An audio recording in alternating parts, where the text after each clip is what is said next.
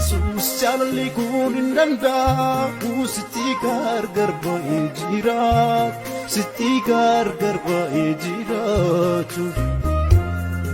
lubbuun koo yeroo hundaa si yaaddi ol waaqa irratti si dheebooti ol waaqa irratti si dheebooti hawwiin garaa kootii si arguudhaaf bara jireenya koo si wajjin jiraatuudhaaf bara jireenya koo si wajjin jiraatuudhaaf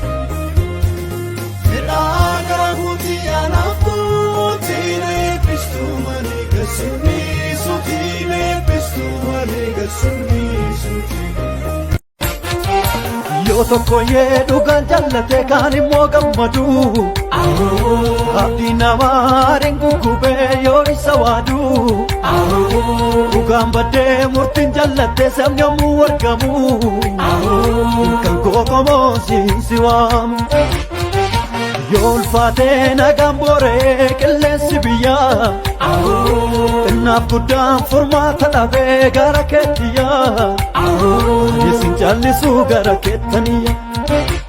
dhugaan jaallattu siina keettaniya maatee barri siina keettaniya namni koona bu'u siina keettaniya maatiin koo jaallattu siina keettaniya dhugaan jaallattu siina keettaniya maatee barri siina keettaniya namni koona bu'u siina keettaniya maatiin koo jaallattu siina keettaniya anisi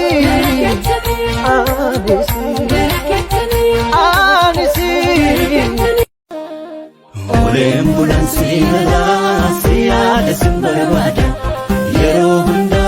siyada simbarabada Yero hunda sagale kenne wadda gofta ko argamuke Nambo kodda Yesus ko afurake Nambo kodda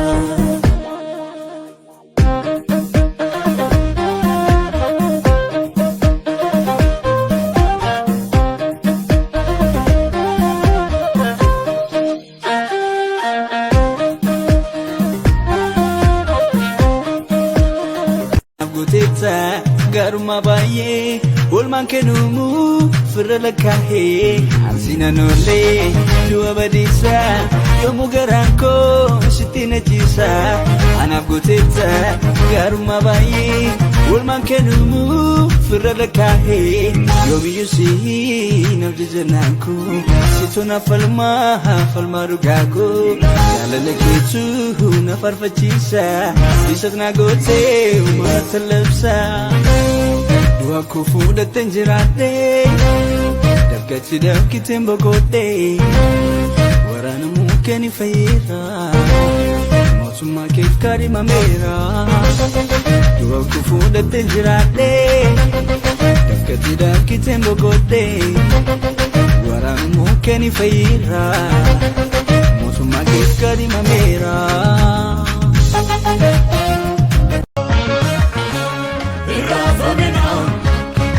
Shakina, kawangi jabetu kona fuja nergina. Rafa minaka, oma shakina, kawangi jabetu kona fuja nergina. Ani garu wa eke wana ni jeru baye ni kaba kani gara suchipsu jechan aba. Sakam dubbadheen isa kamiin immoo isa gooftaa koo gatii kee maaltu baasa ani garuu waa'ee kee waan ani jedhu baay'ee ni qaba kan garaa